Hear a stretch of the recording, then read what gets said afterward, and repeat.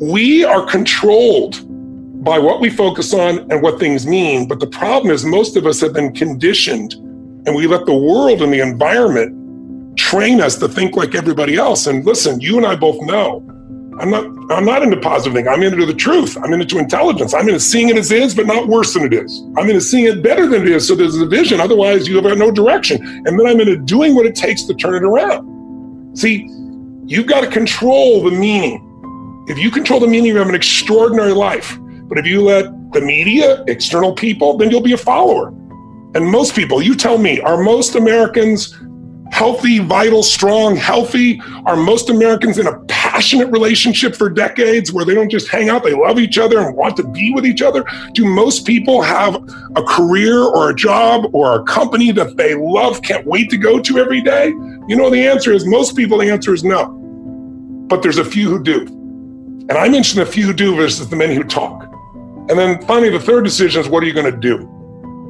Because what you're going to do is different than if your meaning is they're dissing me, than if your meaning is they're challenging me, than if their meaning is they're loving on me. Does it make sense? And so it's important to learn to find empowering meanings, to train yourself to focus on what you have, instead of what's missing, what you can do, what you can do this moment, what you can do in the future. Those are just a couple samples. And if you do that, you're going to be in a state where you're going to know what to do, or you're going to learn what to do quickly. And if you don't know what to do, trust your gut and take some kind of action. You go, what if it's the wrong action? You'll find out quicker and you can change again. But if you sit on the fence doing nothing, it'll just create frustration or fear, anxiety. So as you go through your graduation today, remember, it's in your moments of decision that your destiny is shaped. So choose well. And as you do, choose in a way where you're kind to yourself and kind to others, and where you trust that there's something in you larger than your mind. There's a spirit and soul inside you that can guide you. You can ask for that guidance and you can trust in that guidance. And that does not mean you're always going to make the right choice, but it does mean that you can learn from everything. And in the end, life's not about just being happy, right? If you're happy all the time, your face hurts. You ever smiled so much for so much your face hurts? We need a balance. What we really need is a life of meaning. And that's a life where it's not just about you. It's a life of service. If you can find something or someone that you care so much for, you'll do anything for them, then the greatest part of you will come out. It could be a mission for your community. It could be for the world. It could be your family. It could be your friends. It could be your lover. It could be anything. Could be in the future, maybe your children. But if you can find something you care about more than yourself, you're not going to suffer. Because in the end, there's only two options: suffer or grow. If you're suffering, you haven't grown yet. And so grow into a new set of beliefs that take you beyond the focus of limitation to what's truly possible. So congratulations. This is a beautiful day. Even though it may be challenging in all kinds of ways, remember, a worthy opponent what creates a great hero. And you've got a great story to write in the life of your life. You've already written a beautiful story to start with, but I really trust and send prayers and faith and love that you create the most compelling future possible, and that you build a life that is truly magnificent on your terms. Lead, don't follow. God bless, and live with passion. If this body is dying and you can make peace with that, is this you? Is this who you really are? And then it opens up the question, who are you really? Are you this body? This body every 7 years changes. The cells change every 7 years, regenerate. So literally after 7 years, you have a totally different body, a totally different cellular structure. Technically, you are a different person. And so are you just this body? Are you just your past? Are you just your memory? What am I? Who am I? And so I think this is the question. And so for me, death, the real death, is not just the death of this physical body, because I believe that what we are is not just this body. We are something more than this physical body. I think the real death is the letting go of the attachment and the identification of this conditioned sense of self that we have learned to be based on our past, based on our experiences, based on our childhood, based on our conditioning, based on what our parents told us. You're this kind of person. You're not this kind of person. You'll never make it. You're stupid. You're amazing. You're great. You're not good at math. You're not a creative person. And so we identify with these thought forms, and we identify with these belief systems, and then we hold tightly onto this sense of, identification as a sense of me. And so really, I like to question people and ask you, is who you are who you really are? You look at a child is in touch with its innocence. A child is in touch with his or her aliveness. It will dance naked. It's not thinking, am I fat? What do you think? It's just that's freedom. That's liberation. That's freedom. They're in touch with, I like to call it the divine. Their essence, their soul. There's a free expansiveness that they're in touch with. But what happens? We're born into a world where we meet our parents. And our parents, they're just doing the best that they can do based on their past and their conditioning and their childhood and their traumas and just their life. And so we're born into this experience. And as children, we learn two things. The first thing is we learn all sorts of ways, often unconsciously, out of survival to shut down, disconnect, not feel the pain of my dad's an alcoholic, not feel the pain of my dad is not around, not feel the pain of my mother's crazy or my parents are screaming all the time. As children, we're very sensitive to this. And so we learn all sorts of ways to shut down our feeling capacity, to disconnect, and we start suppressing our feeling and our emotion and our sensitivity just to ultimately function and survive. And then we learn all sorts of ways to sort of go into the world. Me personally, I became the preacher's kid. I became the nice guy. I became the perfect son. The perfect person who couldn't make any mistakes. I became the responsible one, which was the over-responsible one. So we learn to develop all of these roles, that we kind of suppress our feelings and our pain, and we develop all these roles to ultimately function and survive. So we contort ourselves into a certain shape to avoid pain, to get love and validation and approval. We contort ourselves into a certain shape, and then we identify with the shape that we've become, thinking, this is just who I am. And now we're so identified with this as me, but it's simply a conditioned sense of self. And so the more tightly we're holding on to this way of being, because maybe it worked for us when we were 5, it worked for us when we were 8, it worked for us when we were 10, but maybe it doesn't work for us when we're 22 or 25 or 27 or 30 or whatever the age is. So often what worked for us when we were younger doesn't work for us as we're older. And so I think the degree to which we're identified as the sense of self inhibits our sense of freedom, inhibits our ability. Many people, we feel like that we have so much potential. I think there's many folks listening, and that we feel like, God, there's so much I want to give. There's so much I want to love. There's so much I want to do and express, but it doesn't get out because it's trapped inside of this sort of identification and these patterns of conditioning. So for me, I think one of the things that keeps us stuck in a simple level are all the ways we lie to ourselves. All the ways we bullshit ourselves, all the ways we don't tell the truth to ourselves, all the ways we rationalize, I'm in a relationship and it's not so bad. It's okay. I should be grateful, and the truth is, we know it's not aligned. Or maybe someone's working a job that they deeply hate inside, where they're compromising their integrity, but they're afraid of, how am I going to survive if I'm really honest? What it takes today to live a long and healthy life, it's so multifaceted.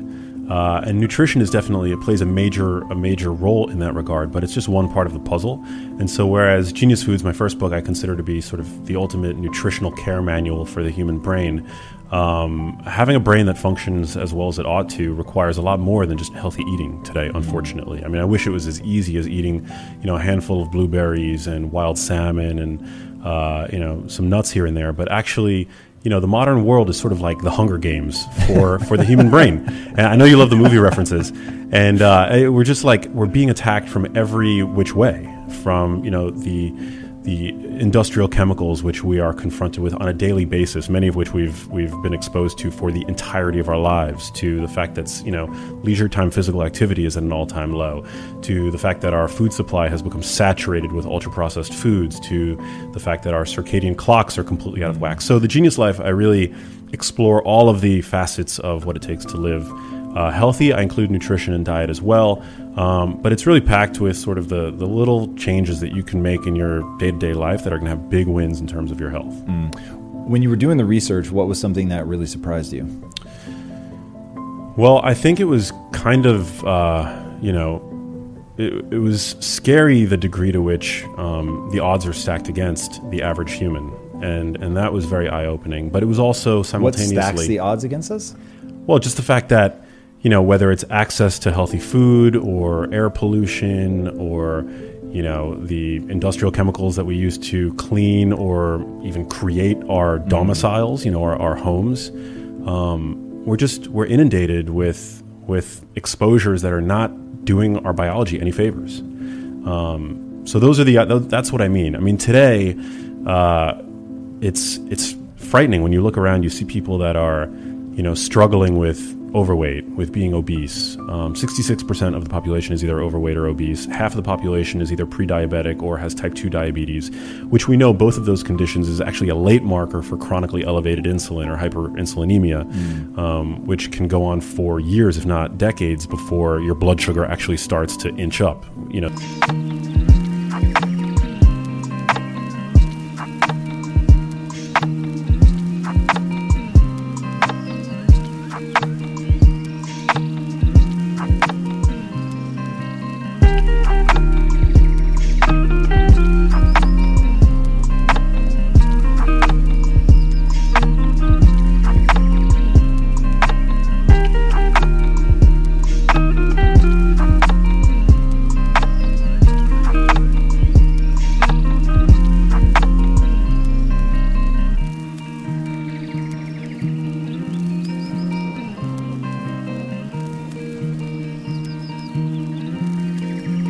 to a degree that a doctor would measure it.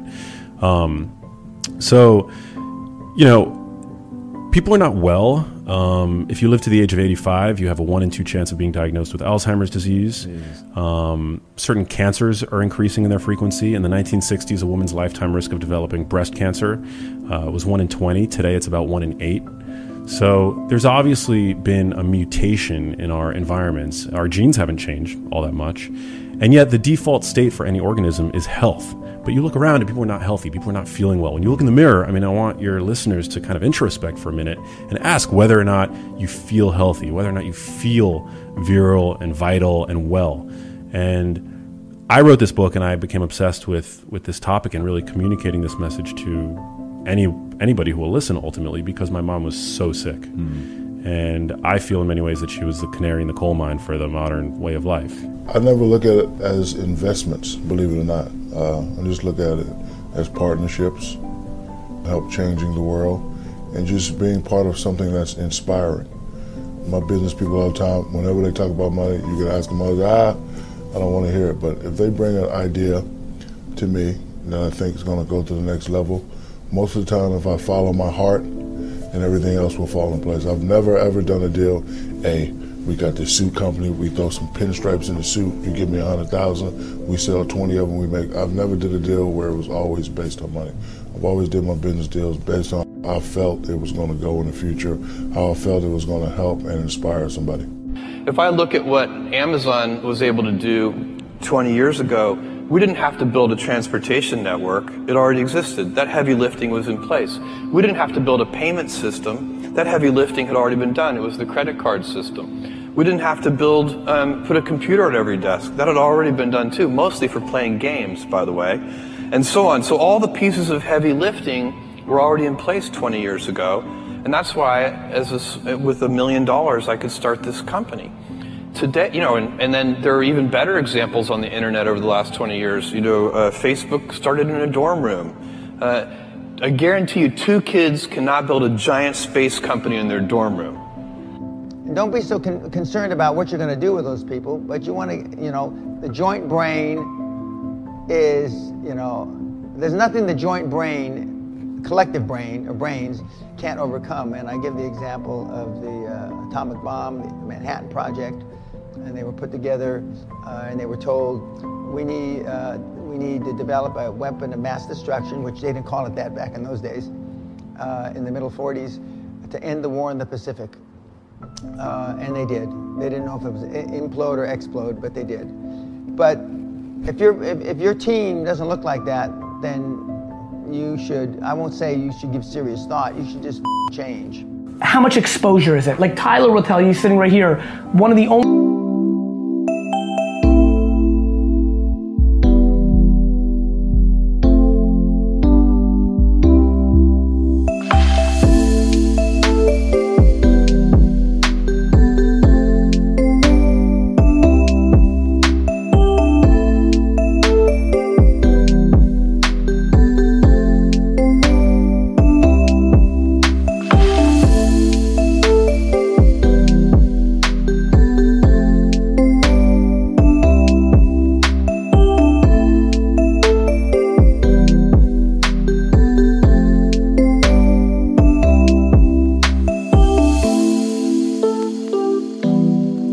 times I still do free work is if it's massive exposure. There are 49,000 people in the audience. I'm like, it's a lot of exposure. You know, like it's live on, you know, it's during the Super, like I'll pay somebody to put me in a Super Bowl commercial, right? Like when I get exposure, or, and that's where I'm at now, for you, when you pick these 5 restaurants, let it be the biggest restaurants in your 30-mile radius.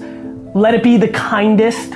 Let it be somebody who has the biggest Instagram following, and maybe like whether, you know, you never want to give with expectation, but it's okay to ask. You're like, hey, I'd love to sharpen your knives for free. The nature of capitalism is that people want to come in and take your castle. It's perfectly understandable. I mean, if I'm selling television sets or something, there's going to be 10 other people that are going to try and sell a better television set. If I have a restaurant here in Omaha, people are going to try and copy my menu and give more parking and take my chef and so on. So capitalism's all about somebody coming and trying to take the castle.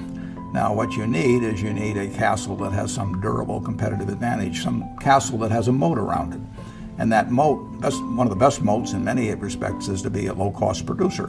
But sometimes the moat is just having more talent. I mean, if you're the heavyweight champion of the world and you keep knocking out people, you've got a competitive advantage as long as you can keep doing it. And it's very profitable if you're the one that happens to be able to do it. If you can turn out great motion pictures, I mean, you know, Steven Spielberg, I mean, he's a fellow to bet on, and it has enormous economic value.